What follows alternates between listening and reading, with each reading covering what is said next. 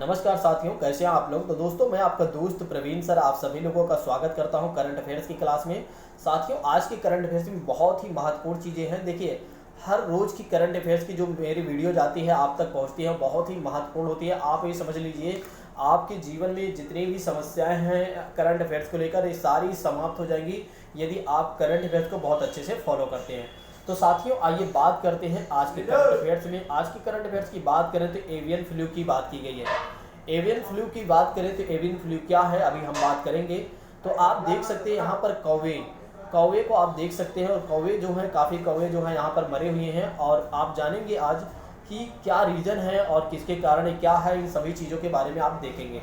तो हाल ही में राजस्थान के 5 जिलों में बताया जा रहा है बीते सप्ताह से बेजुबान कौवे जो कौवे हैं उनकी मौतों का सिलसिला जारी है और वो थमने का नाम नहीं ले रहा। इसी के बीच क्या हुआ, जब इससे बहुत सारी चीज़ें पता चला कि बहुत सारे कौवे मर रहे हैं और उनकी मृत्यु का कोई मेन कारण नहीं पता चल पा रहा है, तो उसमें क्या हुआ, क्या किया गया, झालावाड़ से भोपाल भेजे जाने वाले सैंपल में बर्ड फ्लू की पुष्टि की गई। बताया जा रहा है कि बर्ड फ्लू की पुष्टि की गई है। बताया जा रहा है जो कौवे मर रहे हैं, इन कौवे की मृत्यु होने का मुख्य कारण है बर्ड फ्लू। आइए बात करते हैं और इसके आगे की कहानी।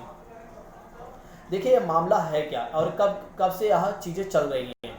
दरअसल दोस्तों, ये 25 दिसंबर 2020 को राजस्थान के झालावाड़ शहर में लगभग 50 कौवे की मौत हो गई। देखिए, 25 दिसंबर 2020 को ऐसी घटना हुई कि कम से कम 50 कौवे की मौत हो गई। और राजस्थान के 5 जिलों में बीते सप्ताह से इन कौवों की मौत का सिलसिला हो रहा था, जिसको कई बार लोगों ने सोचा कि क्यों ऐसे मर रहे हैं, लेकिन ठोस कारण नहीं पता चला। जब ठोस कारण तब पता चला जब क्या किया गया दोस्तों, इसका सैंपल भेजा गया कौवे के, जो कौवे मृत हैं तो उनमें पाया गया कि बर्ड फ्लू की बात की गई। ठीक है, बर्ड फ्लू की बात की गई। आइए बात करते हैं बर्ड फ्लू है क्या, यानी कि एवियन फ्लू क्या है। आइए बात करते हैं एवियन फ्लू के बारे में। एवियन फ्लू के बारे में यदि बात करें तो एवियन फ्लू एवियन इन्फ्लुएंजा इसे बोला जाता है, एवियन इन्फ्लुएंजा बोला जाता है, जिसे H5N1। देखिए, इसको आपको याद रखना है। ठीक है, इस पॉइंट को आपको याद रखना है। Avian influenza F5N1 virus bird flu के नाम से जाना जाता है। जो आपको F5N1 वायरस है वो बर्ड फ्लू के नाम से जाना जाता है। और इसके बारे में ये भी बताया जाता है कि यह खतरनाक वायरस का संक्रमण पक्षियों को अधिक प्रभावित करता है। यह जो वायरस है सबसे ज़्यादा यदि प्रभावित करता है तो वो पक्षियों को प्रभावित करता है। और bird flu infection chicken Turkey और ग्रीस और बतख जैसे प्रजातियों को बहुत ज़्यादा प्रभावित करता है। देखिए, यह किन किन पक्षियों को बहुत ज़्यादा प्रभावित करता है। चिकन टर्की, ग्रीस, बतख, कौवा भी आज शामिल हो चुका है, यानी कौवे को भी बहुत ज़्यादा यह प्रभावित वायरस करता है। और इसके बारे में भी बताया जाता है बर्ड फ्लू इतना खतरनाक है कि कब महामारी का रूप ले ले कोई कहा नहीं जा सकता। देखिए, बर्ड फ्लू के बारे में भी बताया गया है मित्रों कि बर्ड फ्लू जो है इतना खतरनाक हो सकता है, इतना खतरनाक हो सकता है या कब महामारी के रूप में ले ले किसी को कुछ भी नहीं पता और कहा भी नहीं जा सकता, यानी कि अनुमान भी नहीं लगाया जा सकता है कि कब यह महामारी का रूप ले ले मित्रों। तो दोस्तों, आज आपने देखा, पहली चीज़ें क्या देखा, एवियन फ्लू के बारे में। और एवियन फ्लू है क्या, एवियन फ्लू क्या है दोस्तों। एवियन फ्लू एक वायरस है जिसे बोला जाता है बर्ड फ्लू के नाम से जाना जाता है। ठीक है, आपको सिर्फ इतना ही याद रखेंगे तब भी आपका काम हो जाएगा। आइए बात करते हैं डीआरडीओ के बारे में। डीआरडीओ की बात करें तो डिफेंस R&D, ठीक है, रिसर्च एंड डेवलपमेंट ऑर्गेनाइजेशन इसे बोला जाता है, रिसर्च एंड डेवलपमेंट ऑर्गेनाइजेशन इसे बोला जाता है। आइए बात करते हैं डीआरडीओ के बारे में बात करते हैं। देखिए, डीआरडीओ के बारे में बात करें तो डीआरडीओ ने मनाया 1 जनवरी को 63वां स्थापना दिवस मनाया। 1 जनवरी को डीआरडीओ ने क्या किया, 1 जनवरी 2021 को डीआरडीओ ने 63वां अपना स्थापना दिवस मनाया। ठीक है, इसके बारे में आपको ध्यान रखना है। कई बार हमारे एग्जाम में भी पूछ लिया जाता है कि हाल ही समय में डीआरडीओ ने अपना एक तरीके से स्थापना दिवस मनाया 1 जनवरी 2021 कौन सा था, तो 63वां था मित्रों। आइए बात करते हैं डीआरडीओ के बारे में, इसकी स्थापना कब हुई थी। तो डीआरडीओ के बारे में यदि हम बेसिक चीज़ें बात करें तो डीआरडीओ की स्थापना हुई थी 1958 में। इसका काम क्या होता है, अत्याधुनिक रक्षा प्रौद्योगिकी को डिजाइन करना और उन्हें विकसित करने का काम करता है। देखिए, जितनी भी अत्याधुनिक रक्षा के लिए प्रौद्योगिकी या एक तरीके डिफेंस से संबंधित जो भी काम किया जाता है, कोई भी हथियार बनाया जाता है, तो वो हथियार कौन बनाता है, आपका डीआरडीओ बनाता है। आइए बात करते हैं डीआरडीओ के वर्तमान के अध्यक्ष कौन है। तो डीआरडीओ के वर्तमान के अध्यक्ष डॉक्टर जी सतीश रेड्डी जी हैं। डीआरडीओ के वर्तमान के अध्यक्ष कौन है? डॉक्टर जी सतीश रेड्डी जी हैं। और डीआरडीओ का मुख्यालय कहाँ पर है? आपका नई दिल्ली में है। तो डीआरडीओ का मुख्यालय कहाँ पर है? नई दिल्ली में है। तो पहले आपने क्या देखा? एवियन फ्लू के बारे में देखा, जो आपके एक बर्ड फ्लू है। फिर दूसरा आपने देखा डीआरडीओ के बारे में देखा कि डीआरडीओ ने 1 जनवरी 2021 को अपना कौन सा दिवस मनाया? 63वां दिवस मनाया। वर्तमान के इसके अध्यक्ष कौन है? डॉक्टर जी सतीश रेड्डी जी हैं। और डीआरडीओ का मुख्यालय कहाँ पर है? आपका नई दिल्ली में है मित्रों। आइए बात करते हैं और आगे, यानी कि दूसरा पॉइंट हमने क्या पिकअप किया है मित्रों? दूसरा पॉइंट जो आपका है, उमेश सिन्हा को भारत के निर्वाचन आयोग के उप चुनाव आयुक्त नियुक्त कर दिया गया है। उमेश सिन्हा जो हैं उन्हें निर्वाचन आयोग, जो भारत का निर्वाचन आयोग है, उसके उप चुनाव के आयुक्त नियुक्त कर दिया गया है। दोस्तों इनको आपको याद रखना। आइए बात करते हैं उमेश सिन्हा जी हैं कौन। उमेश सिन्हा की बात करें तो उमेश सिन्हा जो है 1986 के आईएएस अधिकारी हैं। उमेश सिन्हा जो हैं 1986 बैच के आईएएस अधिकारी हैं, जो कि अब इन्हें चुनाव आयोग के महासचिव पद पर काम करेंगे। अब ये किस पर काम करेंगे? चुनाव आयोग के महासचिव के पद यानी सेक्रेटेरिएट पर काम करेंगे। सेक्रेटेरिएट पद पर यह काम करेंगे। आइए बात करते हैं वर्तमान के मुख्य चुनाव आयुक्त कौन है। देखिए, भारत के मुख्य चुनाव आयुक्त दूसरा होते हैं और अन्य चुनाव आयुक्त दूसरे हैं। ठीक है, तो भारत के मुख्य चुनाव आयुक्त जो है सुनील अरोड़ा जी हैं। देखिए, सुनील अरोड़ा जी हैं, लेकिन ये कौन है? ये महासचिव पद पर काम करेंगे, या आप कह सकते हैं उप चुनाव आयुक्त रहेंगे। उप चुनाव जो होता है, देखिए, एक मुख्य होता है और 3 अन्य। देखिए, चुनाव आयुक्त में क्या होता है? एक मुख्य चुनाव आयुक्त होते हैं जिन्हें बोला जाता है, और 2 अन्य होते हैं, 2 अन्य चुनाव आयुक्त होते हैं। तो मुख्य आपके कौन हो गए? सुनील अरोड़ा जी हो गए, और दूसरे आपके कौन हो गए? आपके उमेश सिन्हा जी हो गए। ठीक है, तीसरे वाले को आप सर्च कर लीजिएगा। आइए बात करते हैं इसके बारे में थोड़ा सा और कि मुख्य चुनाव आयुक्त यानी कि हमारे निर्वाचन आयोग का गठन कब किया गया था। जो भारत निर्वाचन आयोग का गठन कब किया गया था? 1950 में किया गया था। कब किया गया था दोस्तों? सॉरी, एक मिनट दोस्तों। ठीक है, मुख्य चुनाव आयुक्त यानी राज्य जो भारत का निर्वाचन आयोग है, इसका गठन कब किया गया था? 1950 में किया गया था। और इसका मुख्यालय कहाँ पर है? नई दिल्ली में। इसका मुख्यालय कहाँ है मित्रों? नई दिल्ली। तो पहले चीज़ें हमने एवियन फ्लू के बारे में देखा, डीआरडीओ के बारे में देखा 63वां, फिर हमने देखा उमेश सिन्हा के बारे में, जो आपके निर्वाचन आयोग के उपचुनाव या महासचिव के पद पर इन्हें नियुक्त किया गया। और जो उमेश सिन्हा जी हैं, वो 1986 के आईएएस अधिकारी हैं मित्रों। आइए बात करते हैं इसके आगे की कहानी, यानी कि अगले पॉइंट की बात करते हैं। क्या है अगले पॉइंट में?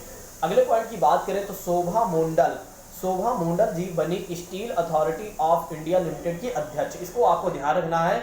जो आप यदि हाल ही फिलहाल में कोई एग्जाम देने जा रहे हैं तो ऐसे प्रश्न बहुत पूछे जाते हैं कि स्टील अथॉरिटी, जिसे बोला जाता है सेल बोला जाता है, SAIL बोला जाता है।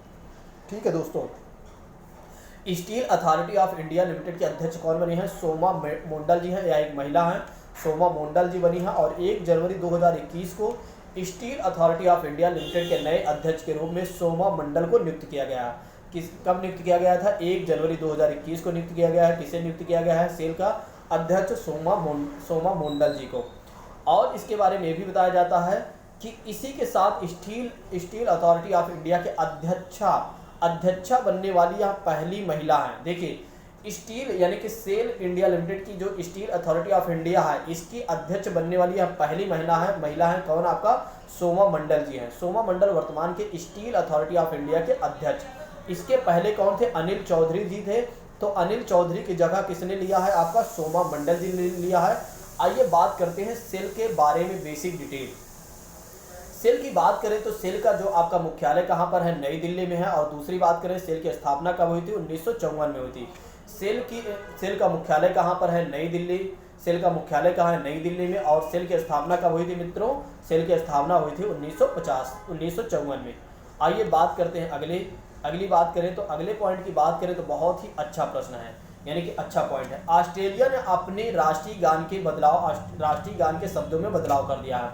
ठीक है, ऑस्ट्रेलिया ने कहा है कि अपने राष्ट्रीय गान में हम बदलाव कर रहे हैं। और जो आपका है ऑस्ट्रेलिया के for we are young and free, क्या कर दिया है? For we are young and free कर दिया है। ठीक है, आइए बात करते हैं, ये सब आपको नहीं याद रखना है, आपको सिर्फ इतना याद रखना है कि ऑस्ट्रेलिया की राजधानी क्या है। ऑस्ट्रेलिया की राजधानी है दोस्तों कैनबरा, और इसके वर्तमान के प्रधानमंत्री कौन है ऑस्ट्रेलिया के? Scott Morrison. स्कॉट मॉरिसन इसके वर्तमान के कौन है? प्रधानमंत्री हैं। नेक्स्ट आइए बात करते हैं, बहुत ही अच्छा प्रश्न है, इसको आप नहीं भूलेंगे, ये आपके एग्जाम में डेफिनेटली पूछा जाएगा। तो बात करते हैं अगले पॉइंट की बात करें तो अगले पॉइंट में कहा जा रहा है कि झांसी रेलवे स्टेशन का नाम बदलकर क्या रख दिया गया है आपका? वीरांगना महारानी लक्ष्मीबाई रेलवे स्टेशन कर दिया। देखिए झांसी रेलवे स्टेशन का नाम बदल दिया गया है और उसका नाम क्या रखा गया?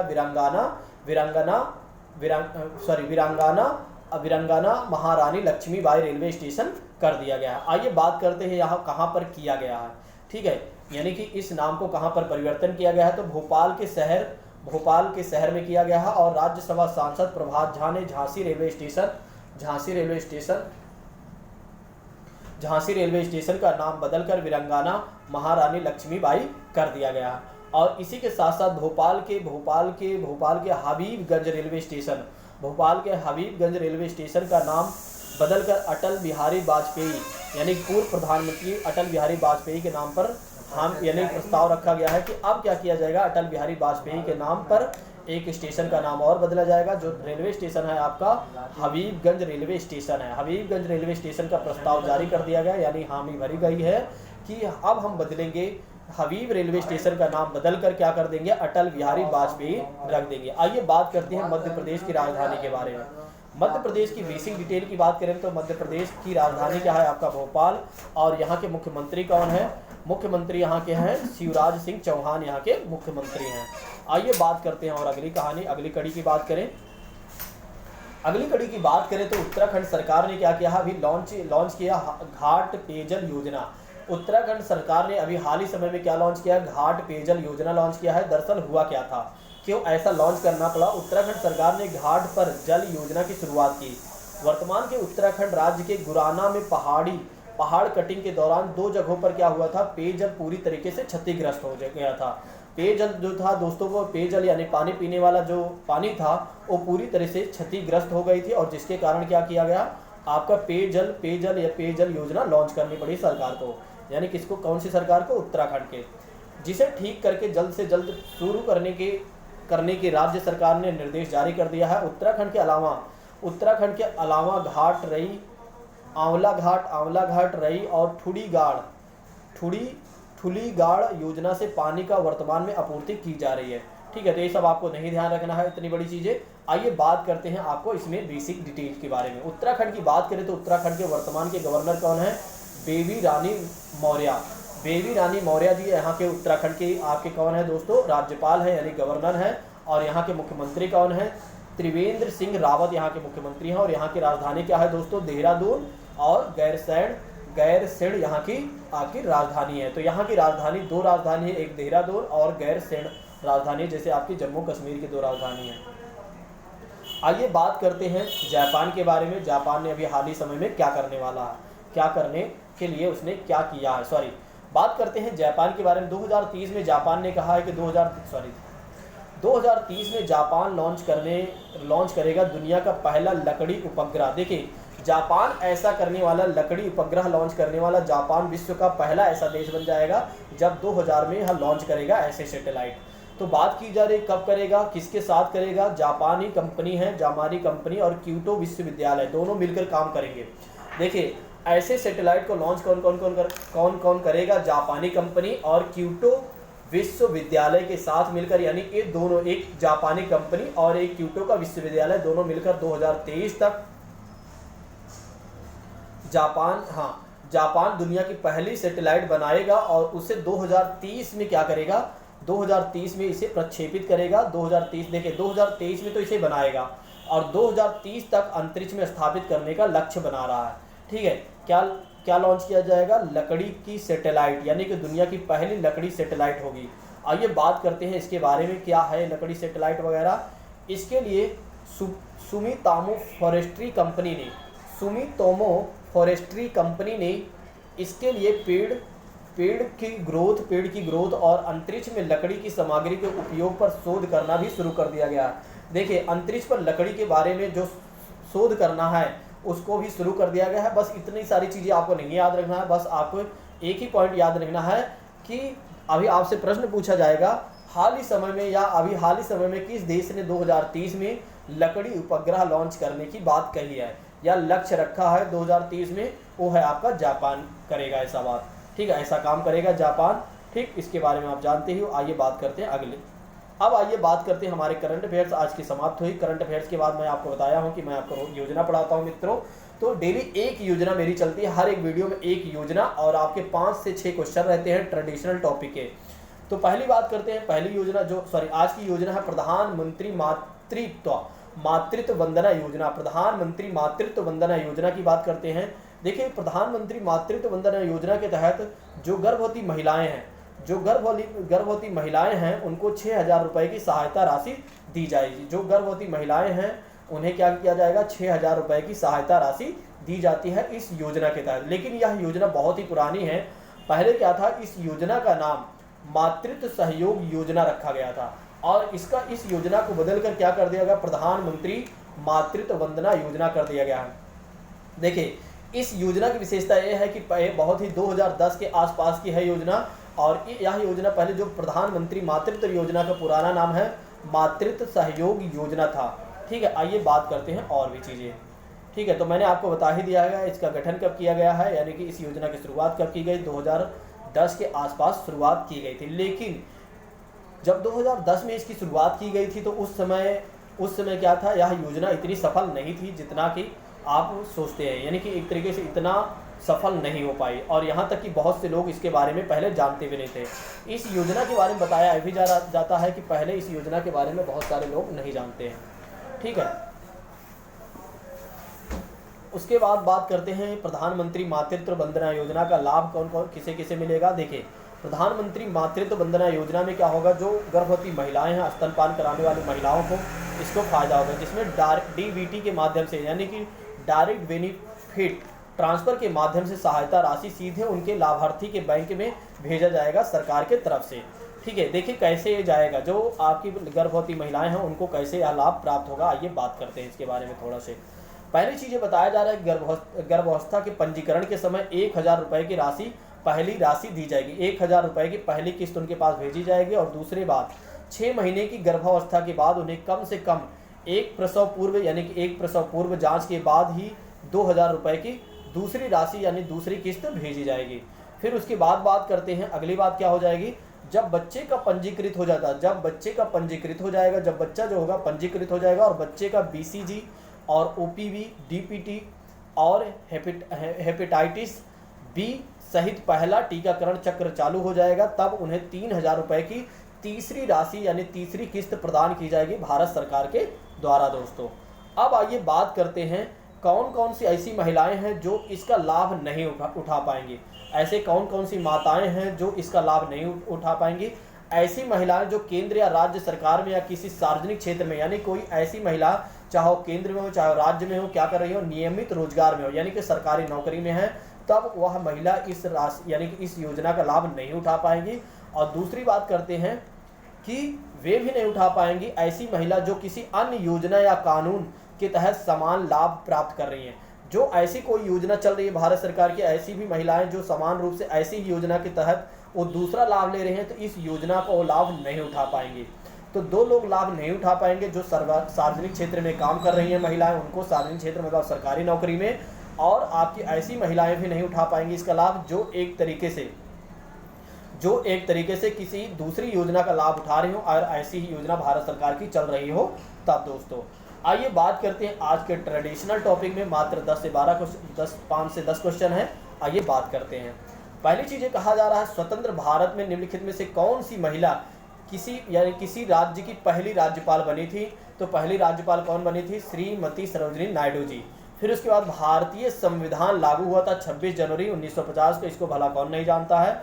और नेक्स्ट प्रश्न की बात करें तो नेक्स्ट प्रश्न में आपको क्या पूछा जा रहा है, भारत में दल रहित लोकतंत्र का प्रस्ताव किसने रखा था। जयप्रकाश नारायण, जिन्हें JP भी बोला जाता है, जयप्रकाश नारायण बोला जाता है, JPN भी इन्हें बोला जाता है। भारत में दल रहित लोकतंत्र का प्रस्ताव किसने रखा था, जयप्रकाश नारायण जी ने रखा था। ठीक है, आइए बात करते हैं अगले प्रश्न की। अगले प्रश्न की बात करें मित्रों तो भारत में दल रहित वही चीजें हैं, मैंने बता दिया। नेक्स्ट बात करते हैं डॉक्टर भीमराव अंबेडकर। डॉक्टर भीमराव अंबेडकर ने संविधान का हृदय और आत्मा किसे कहा था? ठीक है, डॉक्टर भीमराव अंबेडकर ने संविधान का हृदय और आत्मा किसे कहा था? देखिए, आपको जो निम्नलिखित प्रश्न है इसमें से आपको आंसर देना है, तो आपका आंसर कौन सा हो जाएगा? संवैधानिक उपचारों का अधिकार। संवैधानिक उपचारों का अधिकार जो प्रस्तावना है उसे संविधान की कुंजी कहा जाता है। देखिए, संविधान की कुंजी किसे कहा जाता है? प्रस्तावना को कहा जाता है। लेकिन संविधान के हृदय और आत्मा किसे कहा जाता है? संवैधानिक उपचारों का अधिकार, जो आर्टिकल 32 के तहत है, जिसमें आपको 5 प्रकार की रिट्स मैंने आपको बताया है, वही चीजें यहाँ पर कहा जा रहा है। और लास्ट बात करते हैं 16वें यानी कि नेक्स्ट क्वेश्चन की बात करें तो भारत की संविधान सभा ने किस वर्ष में काम काज प्रारंभ किया था दोस्तों? तो 1946 से अपने काम काज प्रारंभ कर दिया था। आज का क्वेश्चन ऑफ द डे आप सभी लोग कमेंट बॉक्स में जरूर बताइएगा। आज का जो प्रश्न है, संसद के केंद्रीय कक्ष में संविधान सभा की पहली बैठक कब हुई थी? आप लोग इसको कमेंट बॉक्स में जरूर बताइएगा। संसद की केंद्रीय कक्ष में संविधान सभा की पहली बैठक कब हुई थी? इसको आप ऑप्शन में यानी कि आप कमेंट बॉक्स में जरूर बताइएगा। तो दोस्तों, यह वीडियो आपको कैसे लगी आप सभी लोग कमेंट बॉक्स में जरूर बताइएगा। आप सभी लोगों का आज के लिए बहुत बहुत धन्यवाद दोस्तों। धन्यवाद, नमस्कार।